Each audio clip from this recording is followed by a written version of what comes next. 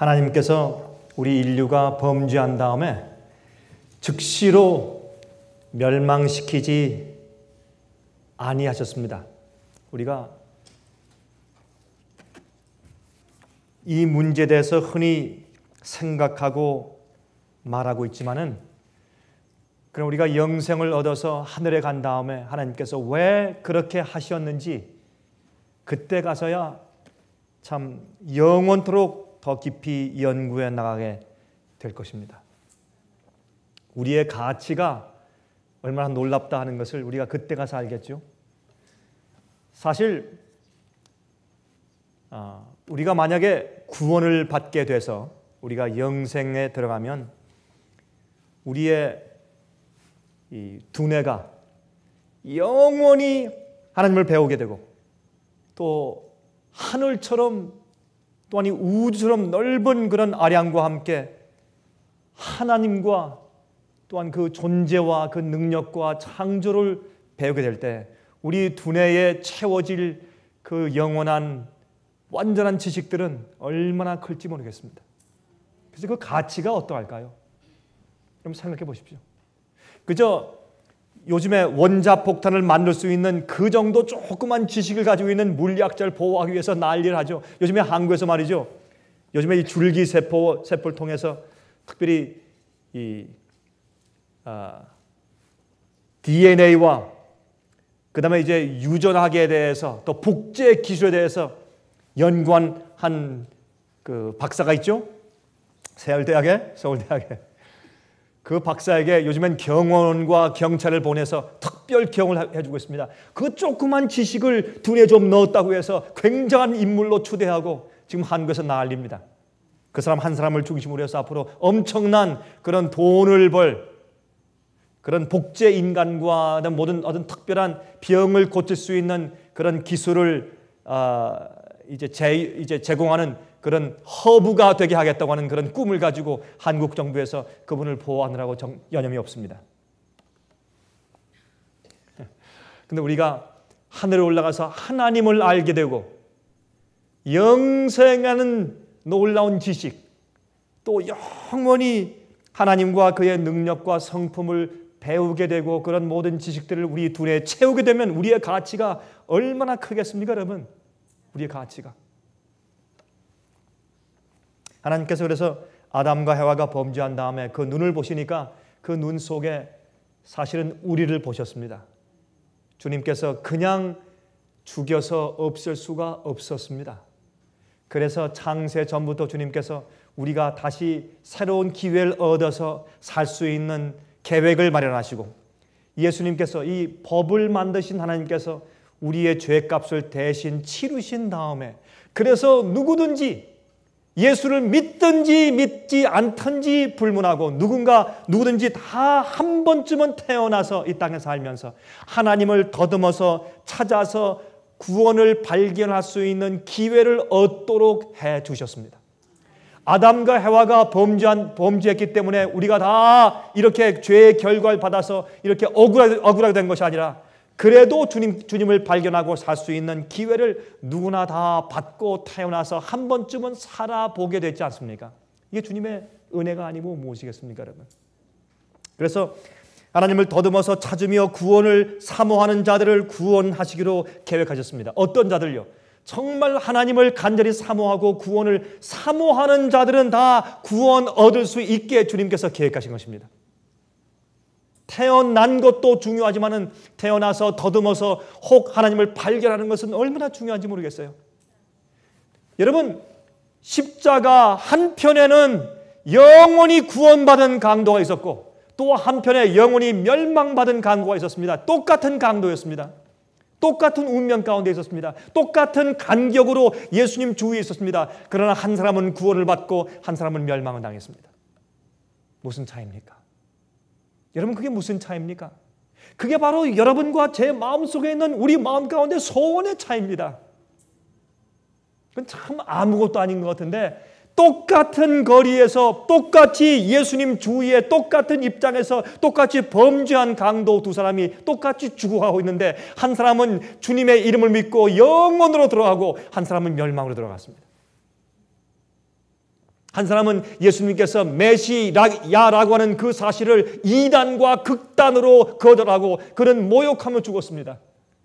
그는 자기의 운명과 자기의 처지를 저주하며 죽었습니다. 그러나 예수님을 가만히 바라본 다음에 자기 마음속 깊이 살아있는 자기의 양심과 또한 하나님을 찾고 진리를 찾고 영생을 사모하며 또한 메시아를 고대하고 있던 그 마음속에 숨어있던 그 소원이 예수님 바라본 다음에 다시 꿈틀거리기 시작했습니다. 여러분들이시여, 우리 마음 가운데 살아있는 하나님께서 누구나 태어날 때부터 주신 그 종교심, 진리를 찾고자 애쓰는 마음 말입니다. 하나님을 발견하고자 애쓰는 그 심정, 그 갈구, 그 절실한 마음, 여러분이 사슴이 시냇물을 찾기 위해서 갈급한 그 심령 같은 심령이 우리 모두에게 있는 것입니다. 여러분, 우리 그것을 무시하지 맙시다. 항상 성령께서 우리 마음속에 있는 그 갈구, 그 간절한 영혼의 목마름, 그 소원, 그 속에 성령께서 역사하셔서 우리를 구원하시는 것입니다. 그래서 우리의 영혼은 하나님의 등불입니다. 우리 마음은 하나님의 등불입니다. 바로 우리 마음속에 그 간절한 소망과 절실함을 통해서 주님께서 역사하시고 그 영혼을 구원하시는 것입니다.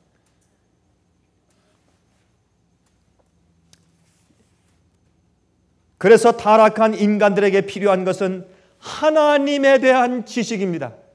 하나님을 우리에게 보여주실 때 우리의 마음 가운데 있는 바로 그 간절한 욕구, 하나님을 찾아 발견하고 싶은 그 생각 말입니다. 아무리 악한 사람도, 아무리 부자도, 아무리 많이 배운 사람이라고 할지라도, 아무리 가난한 사람이라고 할지라도, 아무리 정신이 좀 약한 사람이라고 할지라도, 외성적인 사람과 또한 내성적인 사람이라고 할지라도 모든 인간 속 마음 속에는 하나님을 찾아 발견하려고 꿈틀거리는 간절한 소원들이 있어요. 그것이 하나님의 빛이고 그것이 하나님의 소망입니다. 그것을 통해서 주님께서 역사하시는 것입니다.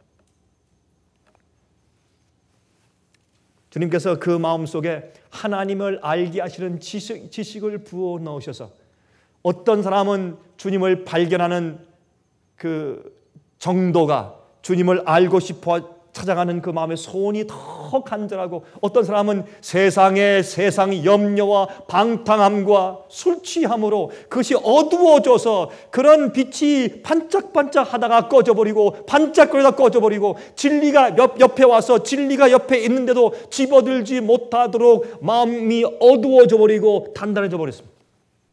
마음이 우둔하게 되어버렸습니다.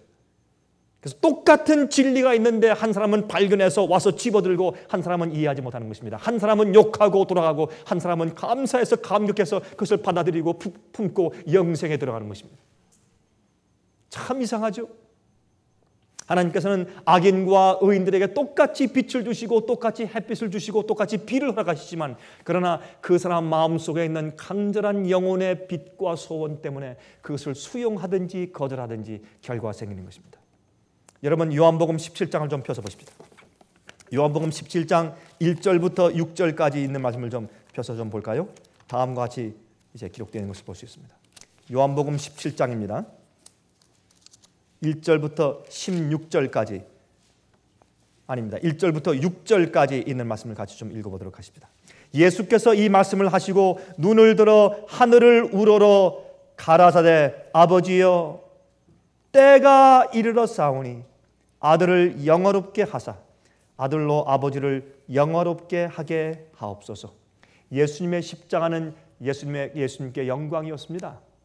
왜요?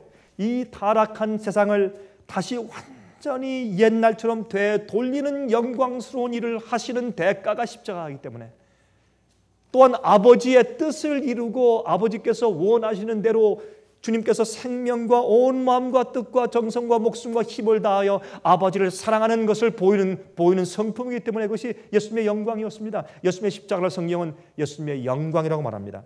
그래서 아버지시여, 아들을 영원롭게 하사 아들로 아버지를 영원롭게 하게 하옵소서. 아버지께서 아들에게 주신 모든 자에게 영생을 주게 하시려고 만민을 다스리는 권세를 아들에게 주셨음이로소이다.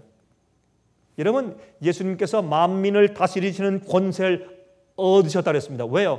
원하는 자들은 다 구원하시기 위해서, 다 영생에 들어가게 하시기 위해서. 그런데 문제는 하나님께서 강요하시지 않는 것입니다. 여기에 모든 사람들을 다 다스리는 권세를 아들 예수께서 받으셨지만은 주님께서 한 사람도 강권해서, 주님께서 강요로 강제해서 하늘로 드리는 자가 없지 않습니까?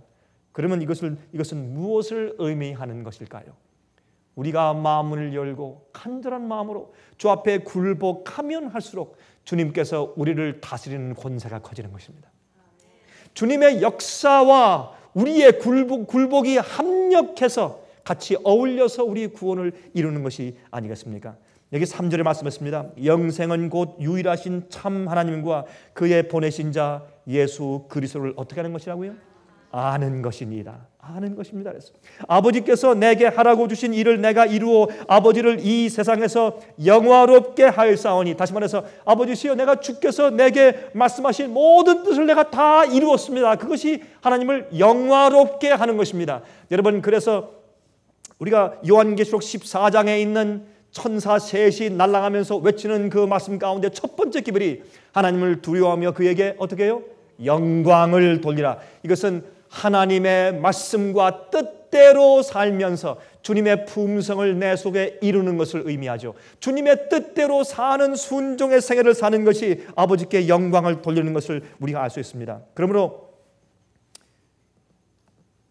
아버지를 세상에서 영원롭게 하였사오니 아버지여, 창세 전에 내가 아버지와 함께 가졌던 영화로서 지금도 아버지와 함께 나를 영화롭게 하옵소서. 세상 중에서 내게 주신 사람들에게 내가 아버지의 이름을 나타내었나이다. 이것이 예수님의 생애입니다. 하나님 아버지의 품성과 이름을 이 땅에 있는 사람들에게 나타내 보여주시는 것이 예수님의 생애였습니다. 우리의 생애도 하나님의 진리와 하나님의 품성과 이름을 남들에게 나타내는 것이 우리 생애의 목적이 되어야 하지 않겠습니까?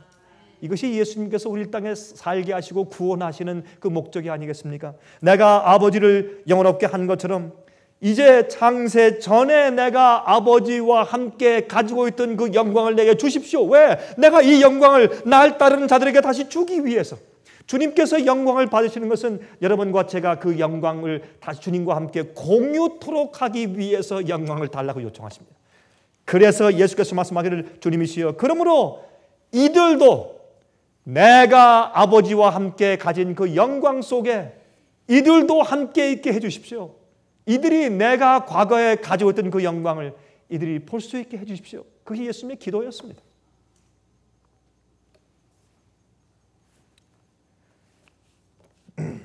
요한일서 5장 20절입니다. 요한일서 5장 20절에 다음과 같이 말씀되어 있습니다. 요한일서 5장 20절입니다. 또 아는 것은 하나님의 아들이 이르러 우리에게 무엇을 주사? 지각을 주사 우리로 참된 자를 알게 하신 것과 그랬어요. 그러므로 예수님께서 우리에게 무엇을 주신다고요? 지각을 주세요. 깨닫게 하셔서 우리로 참된 자 하나님을 알게 하신 것과. 여러분, 이것이 하나님께서 우리를 구원하시는 역사와 아주 직결된 중요한 얘기입니다. 하나님께서는 우리를 구원하실 때 진리로 구원하십니다. 감정으로 구원하시는 것이 아닙니다. 많은 사람들이 어떻게 예수를 믿게 되었을 때 갑자기 내 마음이 뜨거웠습니다. 내 등허리가 뜨끈뜨끈했습니다. 난 주님을 전혀 몰랐는데 기도원에 가서 내가 기도할 때 갑자기 내 가슴에 뜨거운 것이 내려오면서 내 가슴을 치면서 넘어져서 기도를 했습니다. 깨어나니까 내가 갑자기 방언이 터지고 내가 예수를 믿게 되었습니다. 많은 사람들이 감정적으로 예수를 믿었다고 하는 그런 간증들을 많이 합니다. 그러나 여러분, 하나님께서 우리에게 성경 말씀을 주시고 진리를 주시고 교리를 주신 이유가 있습니다. 우린 하나님을 이해할 때 진리로 이해합니다. 하나님을 감정으로 이해하는 것은 우리가 하나님을 예배드리고 주님을 알 때 우리의 지식에 감정이 따라오는 것이 분명합니다. 그렇죠? 그러나 우리가 합리적으로 진리를 통해서 하나님을 알아야 합니다. 하나님이 누구며 어떠한 분이며 어떤 일을 하신 분이시고 나의 영생을 위해서 어떤 일을 이루어 놓으셨고 내가 어떻게 하길 원하시며 주님의 성품은 어떠하며 하나님은 어떤 분이고 내가 이 세상에서 어떻게 살기 원하시며 주님의 뜻과 명령은 무엇이며 자세한 진리로 우리를 구원하시는 것입니다. 그저 내가 아무리 잘못해도 교회에 들어오면 가슴이 뜨겁고 눈물이 나고 막 가슴이 벅차고 주님이 나와 함께 계시다, 성령이 나와 함께 있구나, 그것이 아니라 주님의 진리의 말씀을 통해서 우리를 구원하십니다. 우리의 잘못된 것을 진리를 통해서 고치게 하시고 주의 명령으로 우리의 악을 제거하시며 또한 11금을 드리게 하셔서 우리 마음속에 있는 이기심을 빼어내버리시고 실제적으로 하나하나 진리의 가르침을 통해서 내 속에 하나님과 맞지 않는 것들을 정리하시는 것입니다. 하나님은 진리입니다. 그래서 주님께서 이 진리로 사람들을 구원하실 것을 마귀가 알기 때문에 이 진리를 마귀가 혼돈케 하는 것입니다. 그래서 하나님께서 사탄이 세상을 혼돈케 해서 인류가 하나님께 대한 진리를 이해하지 못하게 교란 작전을 할 것을 하나님께서 아셨습니다. 그래서 하나님께서 이 하나님의 복음과 진리를 이 세상에 6천년 동안 전혀 사람들이 오해하지 않고 혼돈하지 않게 정확하게 이해하고 그게 전수될 수 있도록 하셨는데 그 두 가지가 무엇인가 하면 그 여러 가지 진리들이 있지만 그 중에 아주 뼈대로 가장 중요하게 박아 놓으신 것이 무엇인가 하면 성소제도와 절기제도입니다. 이것을 통해서 하나님께서 무엇을 주셨는가? 하나님이 독생자 예수 그리스도 메시아를 보내서 그분을 통해서만 영생이 있다는 것입니다. 그분이 인간을 위해서 행하신 거룩한 희생 제물 때문에 우리에게 용서가 오고 구원이 온다는 것입니다. 다른 어떤 존재가 아니라 바로 그분 메시아, 그분이 언제 어디서 어떻게 태어나서 어떤 일을 행할 것이며 그분께서 하신 일 때문에 우리가 어떻게 될 것인가 하는 것을 정확하게 보여주신 구원의 방법에 대한 계시가 성소제도예요. 그리고 또 그 예수님께서 메시아로 언제쯤 어떻게 오실 것인가, 오셔서 그분이 우리를 구속사업을 이루시는데 제일 처음에 어떤 국민에서 무슨 일을 하시고 그 다음에 또 어느 때 어떤 일을 행하시고 그 다음에 또 어떤 일을 행하시고 시간적으로 정확하게 예언해 주시고 어떤 일을 행하실 것인가라는 것을 보여주신 진리가 그것이 절기입니다. 물론 우리가 지금 절기를 지키지 않습니다. 절기는 옛날의 표상이었고 참 절기들의 원래 원형이신 예수께서 오셨기 때문에 더 이상 우리가 유월절 지키지 않고 우리가 더 이상 오순절 지키지 않습니다. 더 이상 요절들 지키지 않습니다. 그러나 그런 것들은 정확하게 우리에게 구원을 이루시는 과정에서 주님께서 언제 어떤 시점에 어떤 일을 주님의 사역으로 우리 구원하시는 사역으로 하나하나 단계적으로 이루어 나가신다 하는 것을 보여주신 진리입니다. 그래서 도무지 우리가 마귀가 이 사실을 혼돈케 할 수 없도록 딱 못을 박아 놓으셨다고 말입니다.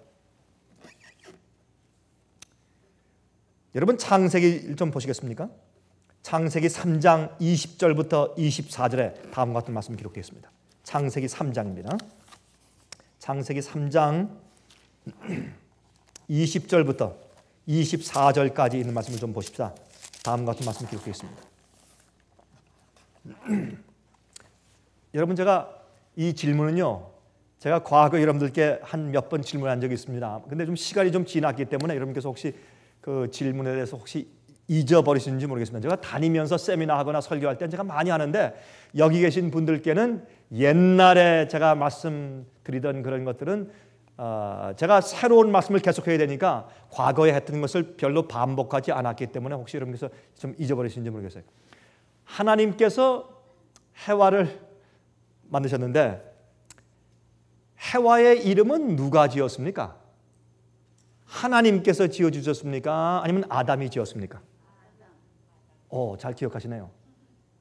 해와의 이름은 아담이 지었습니다. 근데 아담과 해와가 범죄하기 이전에 그 이름을 지어줬습니까? 범죄한 이후에 이름을 지어줬습니까? 범죄한 이후입니까? 이전입니까? 이후입니까? 역시 라보니아 교회교인들이 좀 다르네요. 다르긴 확실히 좀 다릅니다. 예, 아담이 해와의 이름을 범죄한 이후에 이름을 붙여줬습니다. 여러분, 해와의 뜻이 무엇입니까? 산자의 어미. 산자의 어미. 그건 우리에게 의미가 있지 않습니까? 그들이 범죄한 다음에, 그들이 사형 선고를 받은 다음에, 너희가 이제 죽는다 할 수 없이 사형 선고를 받은 다음에, 그 다음에 어떻게 했어요? 아담이 돌아서서 자기 부인을 보면서, 여보, 우리에게 희망이 있어, 우리에게 소망이 있어. 이제부터 당신의 이름은 산자의 어미요. 참 의미가 있잖아요. 왜 그렇습니까? 하나님께서 그들에게 죄의 결과로 그들이 죽어야 할 것을 말씀하시면서 동시에 그들이 살 수 있는 소망의 기별인 성소 문제를 그들에게 설명해 주신 것입니다. 그래서 양을 잡아서 가죽을 벗겨서 그들에게 가죽 옷을 입혀 주셨기 때문에 그들은 소망을 가지고, 여보, 이제 당신의 이름은 산자의 어미요 해와요 그랬어요. 아담이 그 아내를 하와라 이름하였으니 그는 모든 산자의 어미가 되느라. 여호와 하나님이 아담과 그 아내를 위하여 가죽옷을 지어 입히시니라. 여호와 하나님이 가라사대, 보라, 이 사람이 선악을 아는 일에 우리 중 하나같이 되었으니 그가 그 손을 들어 생명나무 과실도 따먹고 영생할까 하노라 하시고, 여호와 하나님이 에덴 동산에서 그 사람을 내어 보내어 그의 근본된 토지를 갈게 하시니라. 이같이 하나님이 그 사람을 쫓아내시고 에덴 동산 동편에 그룹들과 두루 도는 화영검을 두어 생명나무의 길을 지키게 하시니라. 여러분, 제가 이 창세기 3장에는 이 대목을 연구하다가 이 대목 속에 들어있는 하나님의 사랑을 이해하고 제가 한 번은 펑펑 운 적이 있습니다. 너무나 제 가슴이 감격해서.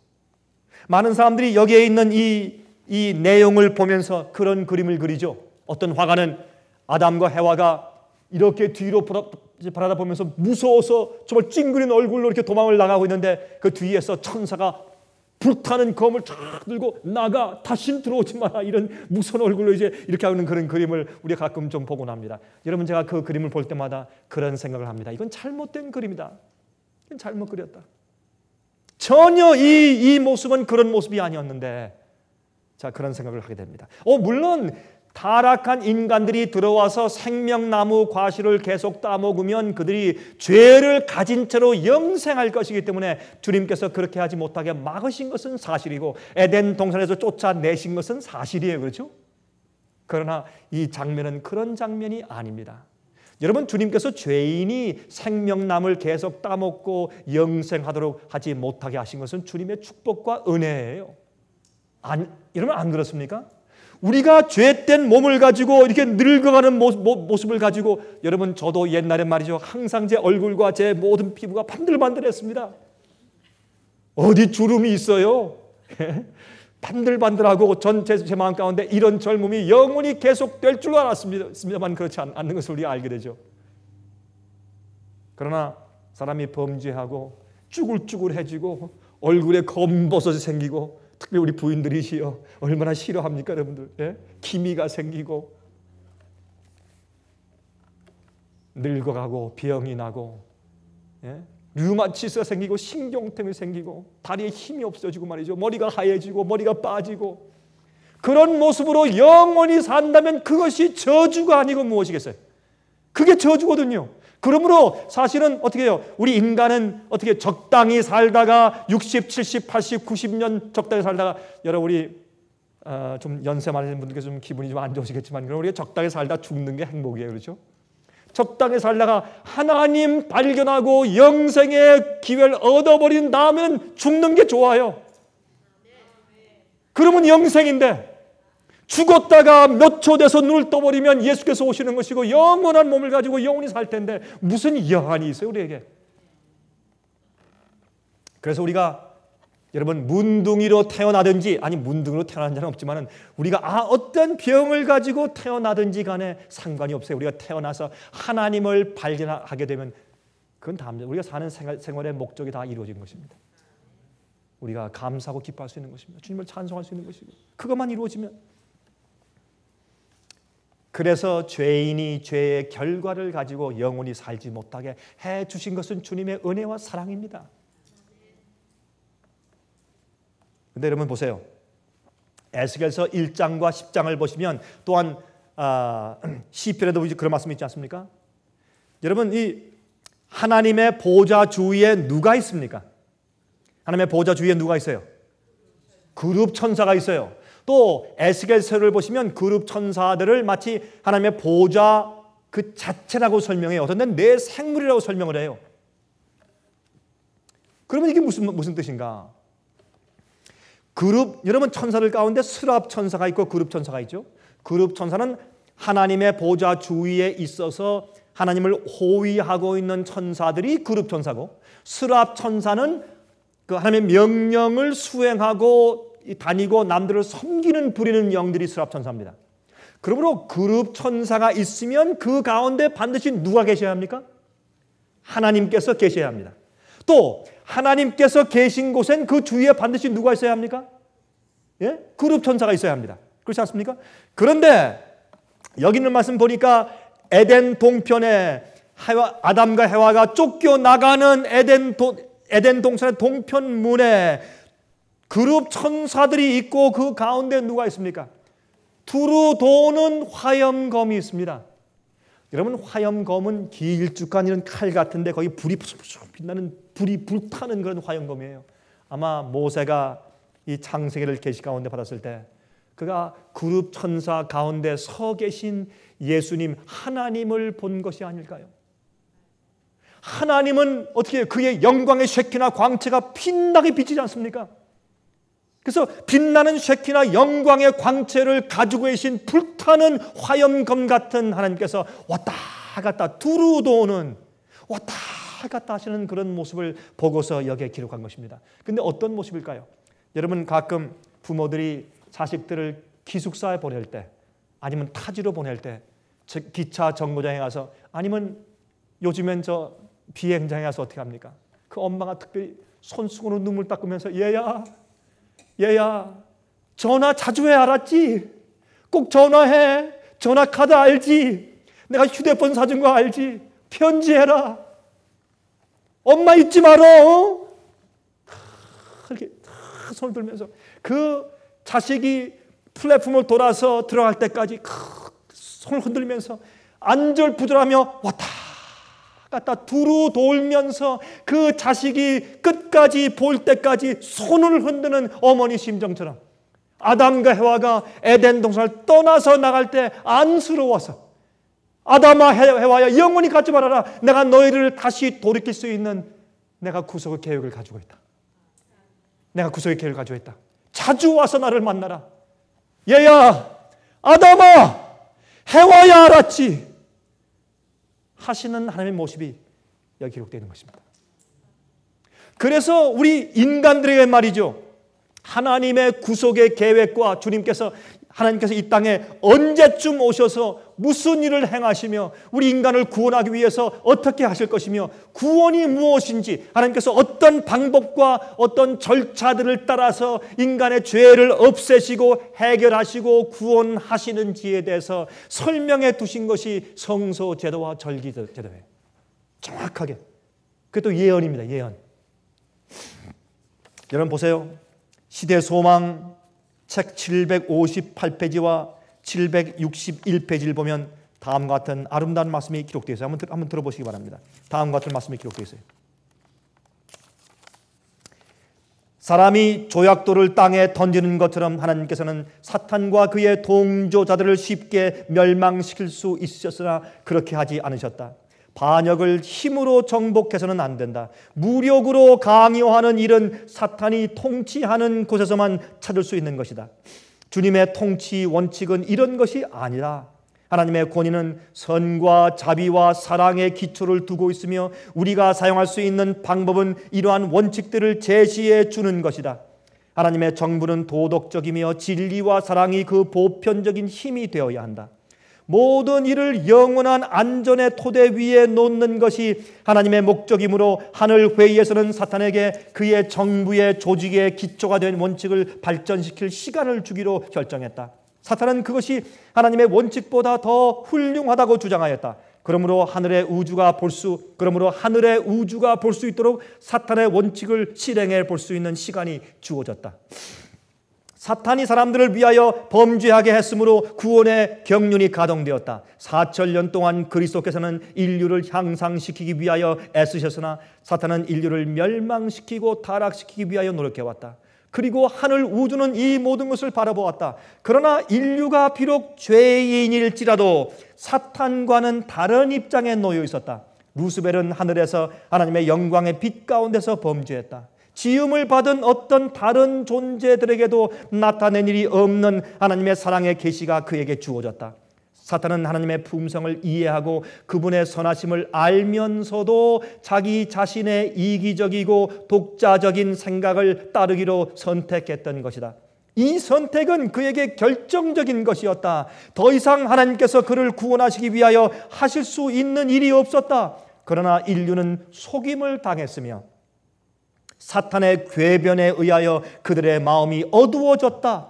사람들은 하나님의 사랑의 높이와 깊이를 알지 못했다. 인간에게는 하나님의 사랑을 알 수 있는 희망이 있었다. 하나님의 품성을 바라봄으로 인류는 다시 하나님께로 돌아갈 수가 있었다. 그러므로 우리에게 무슨 소망이 있습니까? 하나님을 아는 지식을 갖게 되면 우리 마음 가운데 소망이 생기는 것입니다. 그것이 소망이에요. 여러분, 마귀가 은혜 시간이 끝난 것은 하나님을 다 알고 그의 품성을 알고 진리를 알고 나서도 반역한 것이지만 우리에게 인간들에게 소망이 있는 것은 진리를 가르치고 하나님을 다시 올바로 보여주는 일에 소망이 있는 것입니다. 그것을 계시해서 보여주셔야 구원이 생기는 것입니다. 그래서 구세주의 오심과 구원의 도리, 방법을 성소와 절기 제도들을 통해서 보여주시고 또한 그 확실성을 알게 하시기 위해서 절기들을 예언으로 주신 것입니다. 여러분, 절기들은 말이죠, 한 번에 하나씩 적용이 돼요. 그렇죠? 6월절은 한 번 지나갔어요. 더 이상 적용되지 않습니다. 오순절도 그때 한 번 적용되고 영원히 지나갔습니다. 그렇지 않습니까? 이렇게 해서 그것이 정확한 예언으로 어떻게 주님께서 어떤 사역을 그때마다 이루셨는지를 보여주신 것이 절기 아니겠습니까? 자, 그러므로 예언은 말이죠, 요한복음 14장 29절에 말씀하기를 이제 일이 이루기 전에 너에게 말한 것은 일이 이룰 때 너희로 믿게 하려 함이라 그랬어요. 여러분, 예언을 주신 이유가 뭡니까? 그 일이 이루어질 때 우리가 믿도록 하기 위해서 예언을 주신 것이에요. 여러분, 절기들은 예언이에요. 제가 그래서 지금 오늘 여러분들에게 하나님의 예언인 절기들에 대해서 말씀을 드리고 있는 것입니다. 여러분, 그래서 마귀는 말이죠, 유대인들이 이사야 53장과 시편 22장을 연구하지 못하게 만들었습니다. 또한 동물의 반대로 말이죠, 예수님께서 이 땅에 오셔서 메시아가 어떻게 행하실 것인가, 어떤 일을 행하실 것인가, 어떻게 고난당하시고 어떻게 수치를 당하시고 어떻게 십자가에 돌아가셔서 우리 죄를 대신 책임지실 것인가 라는 것을 예언해 주었지만은 무엇을 통해서? 성소제를 통해서, 또 시간도 어떻게 해요? 절기를 통해서 정확히 보여주셨지만 사람들이 어떻게 해요? 그것을 이해하지 못했습니다. 왜? 이기적인 욕망 때문에. 여러분들이시요, 마음이 순전한 자들이 진리를 발견해요. 마음이 순결해야 돼요. 마음이 청결한 자는 복이 있나니 저희가 누굴 볼 것이며? 하나님을 볼 것이며. 마음이 깨끗해야 돼요. 마음이 정직해야 돼요. 마음이 삐뚤어지거나 자기 이기심과 교만과 자기 마음의 인간적인 욕심으로 이렇게 삐뚤어져 있는 사람들은 진리를 볼 수가 없어요.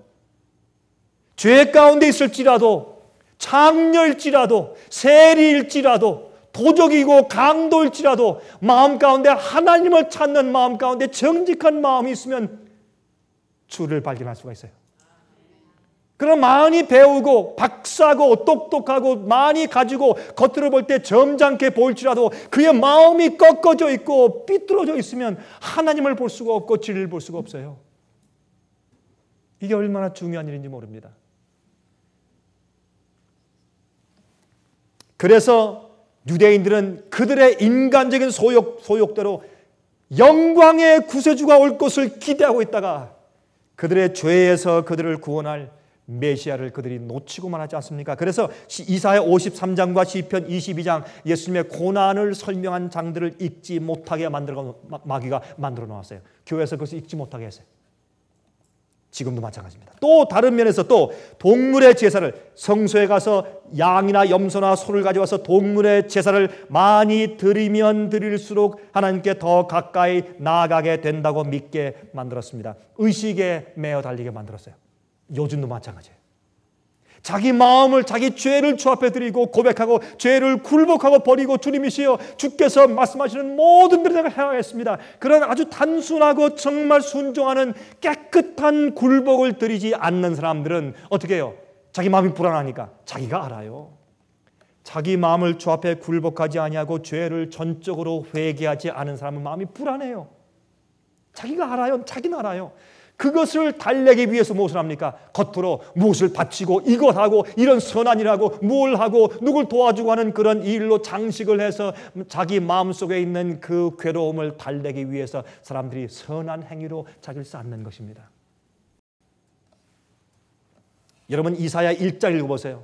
이사야 1장을 보면 여러분 그 말씀 제가 읽지 않겠습니다만 소들도 나귀들도 임절 아는데 내 백성 이스라엘은 나를 모른다고 그렇게 탄식하시면서 너희는 숫송아지 가지고 오고 기름 가지고 오고 재물 가지고 오고 양 가지고 오고 염소 가지고 오고 내가 이제 진력이 난다. 너희들 재물에 배불렀다. 이제 가지고 가라. 더 이상 싫다. 그렇게 말씀하시는 것을 우리 여기 볼 수 있어요. 내가 너에게 원하는 것은 너희가 스스로 마음을 정직하고 깨끗하게 하며 내 목전에서 악을 버리고 의를 행하며 공의를 행하는 것이 아니냐. 주께서 뭘 원하세요? 우리를 원하세요. 우리 나를 원하세요. 내 죄를 고백함을 원하시고 주님의 뜻대로 사는 나의 의로 내 생애를 원하세요. 그게 주님께서 전하시는 제사예요. 그런데 여러분 이 절기들이 말이죠. 한 번에 하나씩 적용되죠. 좀 보실까요? 봄절기는 여러분 이 봄절기가 있고 가을절기가 있어요. 이 절기 가운데. 자 보십시다. 봄절기에 무엇이 있습니까? 한번 대보세요. 제일 처음에 봄절기 제일 처음에 아니 오늘 또 왜들 그러시나요? 제일 처음에 봄절기의 첫 번째가 뭐예요? 유월절. 두 번째 요제절. 근데 요제절은 어디에 포함되어 있는 절기입니까? 일주일 동안의 그 절기 이름을 뭐라 그래요? 유월절 다음 날부터 일주일 동안의 절기를 무슨 절기라고요? 무교절. 무교절이 무슨 뜻입니까? 예? 누룩을 넣지 않는 떡을 먹는 그런 절기 아니에요. 그렇잖아요? 그러면 그것은 무슨 뜻입니까? 예수님께서 이 땅에 오셔서 우리 죄를 용서하시고 피로 씻으시면 더 이상 우리에게 죄가 없을 뿐더러 내가 죄 없는 생을 살 수 있다 그 말이에요. 그래서 누룩을 넣지 않은 빵을 먹어요. 예수님께서 우리 죄를 해결하셨기 때문에 우리 과거의 죄를 용서하고 씻은 것뿐만 아니라 내 양심 속에서 죄를 해결해 주셨어요. 무교절. 그다음에 여러분 오순절부터 50일째 가서 무슨 절기요? 오순절. 자 이것이 무엇입니까? 이것이 봄절기 절기들이에요. 그 다음에 봄절기부터 가을절기까지 4개월 동안의 긴 휴식 시간이 있어요. 그것은 여러분 예수님께서 이 땅에 오셔서 십자가 돌아가시고 6월절 그 시간에 정확하게 돌아가시고 6월절날 요제절날 3일 만에 정확하게 부활하셨고 그리고 그때부터 정확하게 50일 이후에 요제절부터 예수께서 부활하신 때부터 정확하게 50일 이후에 오순절날 성령이 내려오셨고 그 이후부터 오순절 이후에 초대교회가 생성되고 초대교회가 생긴 이후부터 긴 기간 동안에 중세기 광야 교회가 있었지 않습니까? 그것을 우리에게 알려주시기 위해서 오순절부터 가을절기에 나팔절까지 4개월의 기간이 있습니다. 여러분 4라고 하는 숫자는 40년 동안 도운 것처럼 4라고 하는 숫자는 무슨 숫자입니까? 그것은 이 광야로 유리하고 시련받는 기간에 대한 숫자예요. 4개월이 있습니다. 그 다음에 또 무엇이 있습니까? 나팔들이 있습니다. 여러분, 6월절에 예수님께서 십자가 돌아가셨고, 요제절에 부활하셨고, 무교절은 죄를 회개하는 주일이죠. 오순절에 성령이 내려왔습니다. 근데 예수께서 성경이 예언한 창세 전부터 계획된 구세주이신 것을 증거하기 위해서 이 절기를 주셨어요. 그래서 예수님께서 오셔서 6월절 양을 잡는 오후 3시에 양을 딱 잡는 그 시간에 십자가에서 딱 운명하셨어요. 정확하게. 도무지 의심할 수 없게 이분이 구세주다. 그렇게 딱 지목하시기 위해서 예언으로 주신 것이에요. 또한 구원의 방법은 범죄한 인류를 다시 하나님 앞으로 데리고 가시기 위해서 성소절을 통해서 어떻게 그들의 죄를 용서하시고 그들이 어떻게 회개하고 그들을 데리고 가서 어떻게 거룩하게 성화되게 훈련시키시고 나중에 아버지 앞에 어떻게 데리고 들어가시고 하는 방법을 보여주기 위해서 성소 제도를 주신 것이 아니겠습니까? 그래서 다시 순종하는 자녀들로 만들어 주시기 위해서 그 제도를 우리에게 보여주신 것입니다. 그래서 침례 요한이 말했죠. 나는 너에게 물로 침례를 주거니와 내 뒤에 오시는 이는 무엇과 무엇으로 침례를 줄 것이라고요? 불과 성령으로 침례를 줄 것이라 했어요. 불과 성령으로. 그래서 빌립보 1장 19절에 말씀하기를 성령을 예수의 영 그랬어요. 성령은 예수의 영이에요. 또 갈라디아 4장 6절 보면 하나님의 아들의 영 그랬어요. 성령은 예수님의 영이라고 했어요. 왜 그렇게 말씀했습니까? 자 보세요. 성령을 무슨 보혜사? 무슨 보혜사예요? 성령을. 요한복음에 예수님께서 성령을 뭐라고 불렀습니까? 무슨 보혜사? 다른 보혜사. 그렇죠? 다른 보혜사란 뜻은 예수님도 보혜사란 뜻이죠. 보혜사는 누구를 대표하거나 진리로 우리를 인도하거나 위로하시거나 안내하시는 분이란 뜻입니다.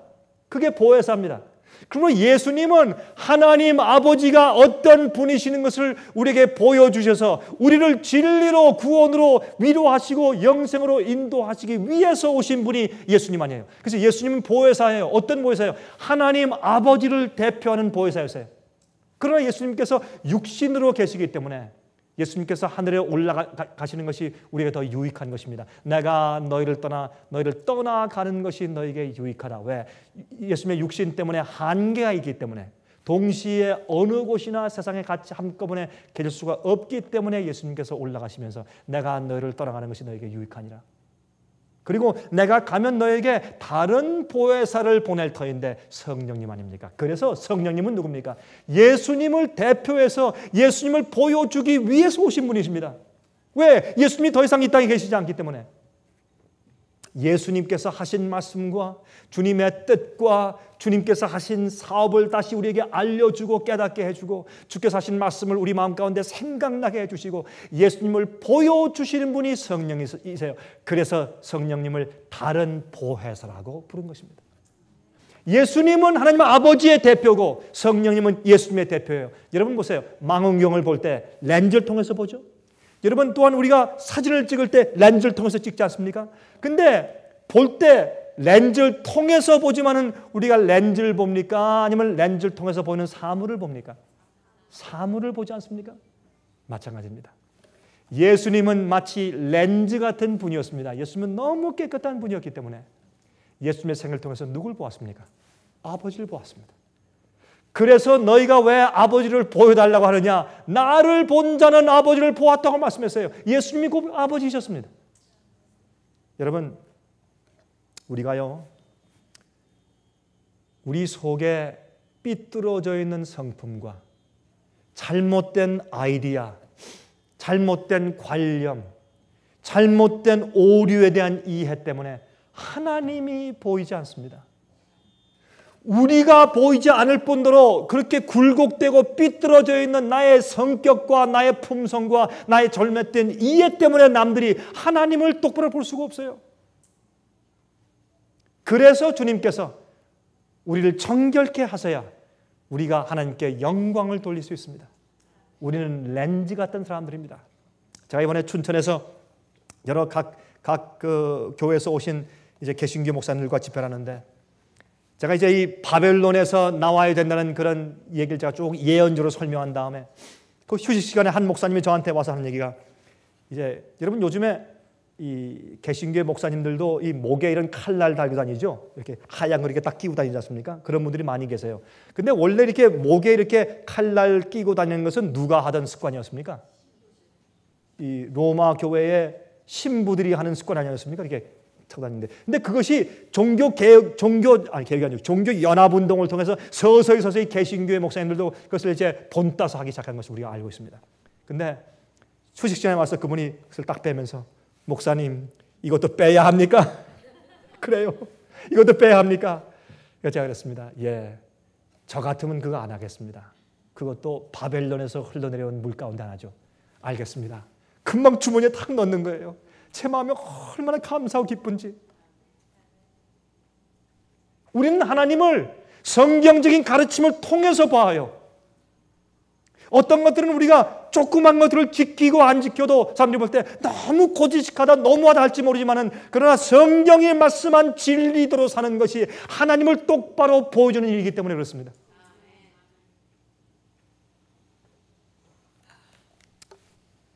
여러분, 보혜사는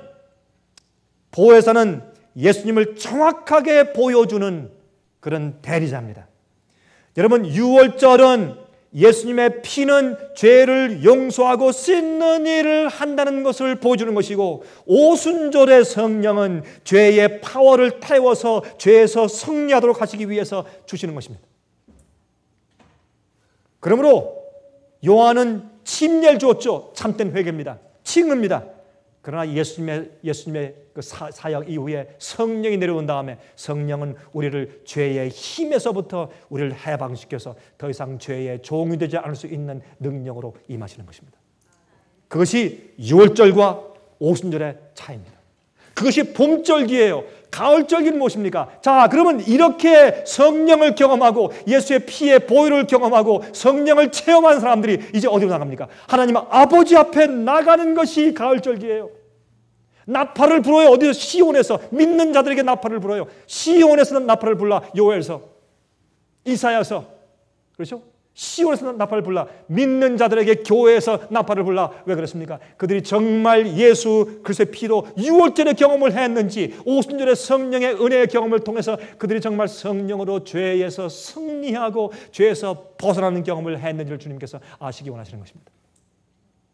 그 다음에 봄절기에 경험한 사람들이 어디로 갑니까? 가을절기로 갑니다. 나팔을 불어요. 어디로? 모이란 말입니다. 무엇을 위해서? 대속죄일로. 이제 죄에 도말할 때가 되었다는 것입니다.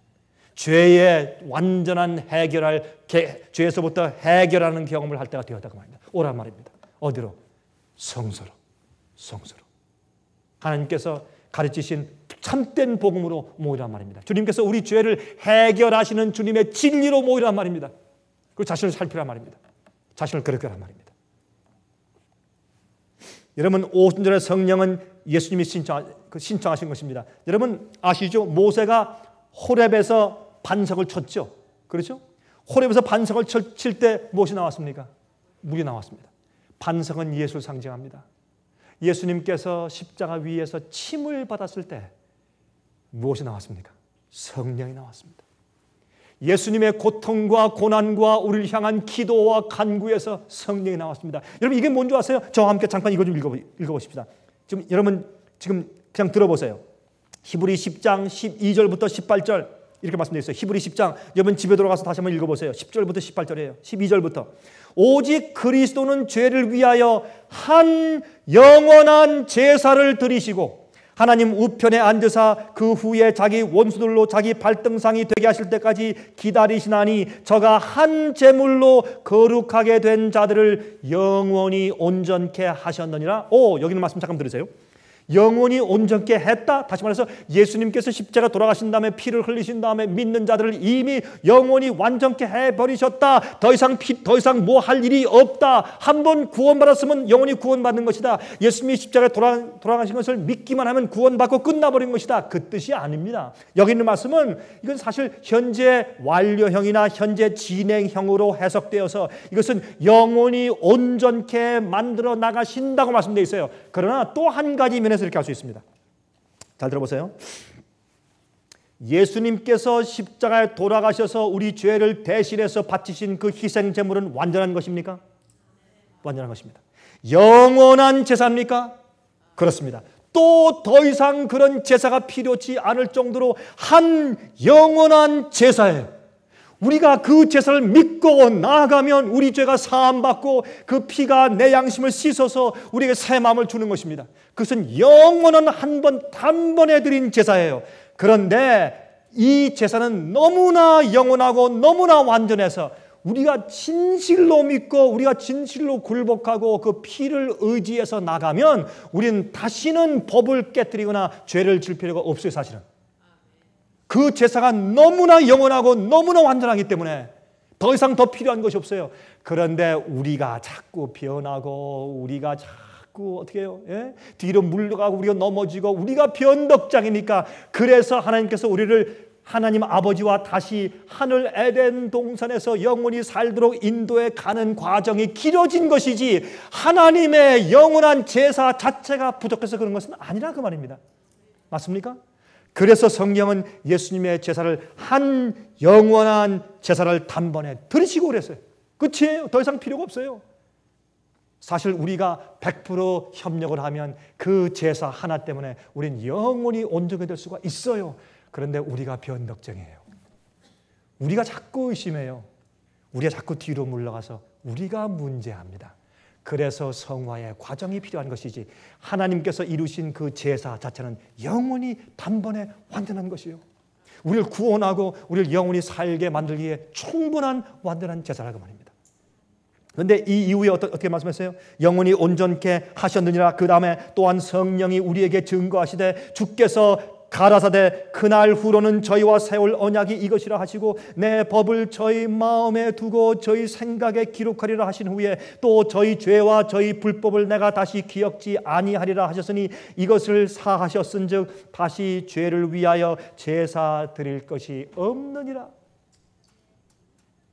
우리가 정말 주님의 십자가의 사랑과 은혜를 정말로 이해하고 그것을 통해서 주신 거룩한 하나님의 성품과 사랑의 지식을 우리가 정말로 이해한다면 우리는 더 이상 죄를 짓지 않습니다. 그 사랑의 계시가 너무나 놀랍고 넘치기 때문에 가슴이 아파서 더 이상 하나님의 마음을 아프시게 할 죄를 짓지 않게 될 수가 있습니다. 그만큼 주님의 영원한 제사는 완전한 것입니다. 그러나 우리가 너무 죄의 때국물에 너무 젖어 있고 너무나 악한 성벽이 있어서 자꾸 들락날락 의심하고 또 의심하고 또 낙심하고 또 뒤로 물러가고 그런 변덕쟁이의 생활을 살기 때문에 시간이 걸리는 것이에요. 시간이 걸리는 것이에요. 그러나 주님의 능력과 주님의 제사 자체는 영원하고 확실한 것입니다. 이것을 사하셨은즉 다시 죄를 위하여 제사 드릴 것이 없다고 말씀했어요. 그래서 여러분 시대 소망 671페이지를 보시면 거기는 말씀 보시면 예수님께서 성령에 대해서 말씀하실 때 가장 기뻐하셨는데 이 성령을 통해서만 사람들이 죄를 이길 수 있고 우리가 유전적으로 받은 그런 모든 죄에 대한 경향들이나 우리가 자라나면서 우리가 배양한 모든 죄의 경향들을 다 이길 수 있는 것은 제3위이신 성령의 능력을 통해서만 가능한 것이다 그랬어요. 여러분 나팔절은 대속죄일 2300조 예언을 연구하던 말이죠. 윌리엄 밀러가 어떻게 했습니까? 정말 대속죄일이 시작하기 정확한 10년 전부터 무엇을 했어요? 심판이 온다, 회개하라, 예수님 오신다라고 10년 전부터 어떻게 해요? 외치기 시작했어요. 정확하게 대속죄일이 시작되기 10년 전에 그 말씀을 얘기해서 나팔절을 시작했어요. 그래서 지금 우리는 대속죄일 속에 들어있는 것이에요. 하늘의 조사 심판이 진행 중에 있어요. 여러분 원래 윌리엄 밀런 말이죠. 농부였어요. 농부였다가 친구들을 많이 모아서 그 당시에 미국의 독립전쟁에 나갔기 때문에 사람들을 많이 모아왔다고 대회를 주었어요. 그 대회를 달고 장교로 전쟁을 하다 보니까 친구들은 많이 죽었는데 똑같은 입장에서 자기는 죽지 않았어요. 참 이상하다. 내 운명에 내 생에 하나님의 어떤 뜻이 있을까? 그는 원래 믿던 사람이에요. 디즘은 뭐냐? 하나님이 세상을 창조하셨지만 창조해 놓고 칡에 태엽을 감는 것처럼 감아 놓으시고 자연 법칙대로 착착착착 돌아가게 하신 다음에 주님께서는 더 이상 관계를 안 하시고 우주의 저쪽 끝으로 어딘가 가버리셨다. 더 이상 이 지구를 참여 안 하신다. 그것이 디즘이에요. 그렇게 믿었어요. 이 윌리엄 밀러가. 왜? 이 세상에 부조리가 많고 너무나 이해 못할 것이 많기 때문에 창조는 부인할 수 없으니까 하나님께서 창조하신 것은 사실이지만 더 이상 주님께서 이 지구를 돌보시지 않는다 그렇게 생각했어요. 그러나 그가 나중에 왜 나는 내 친구는 죽는데 난 살았을까? 또 한 가지, 저 영국군은 정규군으로서 무기가 많고 5배나 숫자가 많은데 무기도 별로 없는 적은 숫자의 미국 군대가 이겼단 말이에요. 참 이상하다. 참 이상하다. 이 미국에 대한 어떤 앞으로의 운명에 하나님께서 관심이 있으신가? 그래서 그가 와서 성경을 연구하기 시작했어요. 그러다가 다니엘서의 2300주야 예언을 이해한 다음에 주님께서 곧 오시는구나 그렇게 이해가 됐어요. 그런데 성령께서 말씀했습니다. 너 가서 이 말씀을 전해라. 주님 왜 나 같은 농부 난 못합니다. 난 말도 못하고 난 안 하겠습니다. 계속 거절했습니다. 성령께서 계속 가서 하라고 그랬습니다. 그때 그가 기도했어요. 하나님 그러면 제가 이러면 하겠습니다. 만약에 이 다른 데 있는 어떤 교회에서 내게 와서 부흥회를 인도해 달라고 요청을 하면 내가 가서 전도하겠습니다. 그렇게 기도하고 예수 이름으로 기도합니다. 아멘하고 일어난 다음에 잘 됐다. 하나님은 어떻게 할 수 없겠지. 참 잘 됐다. 이제 내 짐 다 벗었다. 그렇게 생각했습니다. 근데 그 이튿날 새벽에 누가 문을 두드렸습니다. 문을 열어봤습니다. 조카가 와 있어요. 너 웬일이니? 아니 삼촌, 우리 교회 목사님이 갑자기 출장을 떠나셨는데 이번 주일날 설교할 목사님이 없습니다. 그래서 우리 교인들이 말하기를 요새 삼촌이 성경을 열심히 공부하신다는 소문이 있으니까 와서 공부하신 말씀을 좀 와서 좀 전해 주시겠습니까? 그때 이 윌리엄 밀러가 답도 안 하고 그냥 뛰어들어서 단풍나무 밑에 가서 막 땅을 치면서 내가 왜 그런 약속을 하나님께 약속을 드렸는가 막 후회하면서 땅을 쳤어요. 땅을 치는데 성령께서 계속 말씀하시면서 아니다. 내가 너에게 힘을 주겠다. 가서 말씀을 전해라. 말씀을 전해라. 내가 힘을 주겠다. 심판이 가까운 것을 이야기하라. 그래서 그가 마음 가운데 큰 확신과 용기를 가지고 눈물을 닦으면서 춤을 춰대고 있어. 춤을 추니까 딸이 창문을 보다가 엄마 와봐. 아빠가 춤을 추네. 이상하다고 그렇게 두 모녀가 내다봤습니다. 그 다음부터 여러분 이 윌리엄 밀러가 가서 말씀을 전할 때마다 성령의 은혜가 떨어졌어요. 많은 사람이 회개하기 시작했습니다. 그래서 대속죄를 이해했습니다. 정확하게 예수님께서 언제 어떻게 오셨고 구원을 어떻게 이루실 것이며 어떠한 진리를 통해 사람들을 어떻게 구원해 가시고 어떻게 주의 계명을 순종하는 백성을 이어나가시며 마지막 시대에 어떻게 대속죄를 통해서 사람들을 어떻게 정결케 하실지를 정확하게 예언으로 사건별로 보여주셨어요. 그런 입장에서 우리는 마지막 시대에 죄를 도말하고 정결케 하는 대속죄에 살고 있는 것입니다. 우린 정확한 예언이 성취되어 가는 시대에 살고 있고 우린 마지막 시대에 살고 있어요. 이 대속절이 끝난 다음에 다음에 오는 것은 장막절이에요. 장막절이에요. 그것은 예수님과 함께 하늘로 승천하면서 지키는 것이요. 여러분이시여 주님 속히 오십니다.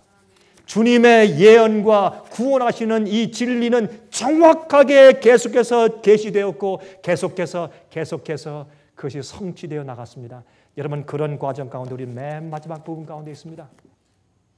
주님의 거룩하신 성령과 매일 협력하시기를 간절하게 바랍니다. 자비하신 하늘에 계신 우리 아버지, 주님께서 부활 승천하셔서 하늘에 올라가신 다음에 주께서 완전한 희생을 드리신 것을 보이시고 간합함을 받으시고 저희들을 위해서 성령을 주실 것을 요청하시옵습니다. 주님의 은혜를 감사합니다. 주님 저희 생애 가운데 주의 성신을 충만하게 채워주셔서 우리도 주님처럼 살 수 있게 해주시고 세상을 이길 수 있는 믿음 갖게 해주시기를 간절히 기도합니다. 자비하신 하늘에 계신 우리 아버지시여, 우리가 이곳에서 주님 예배 드리기 위해서 만나는 시간까지 주여 세상에서 또한 주님의 거룩하신 임재 속에서 승리하게 해 주시고 주님께서 계시하신 진리와 믿음대로 살아서 아버지께 영광을 돌릴 수 있게 저에게 힘을 허락하여 주시옵소서. 예수 그리스도의 귀하신 이름을 의지해서 간절하게 기도합니다.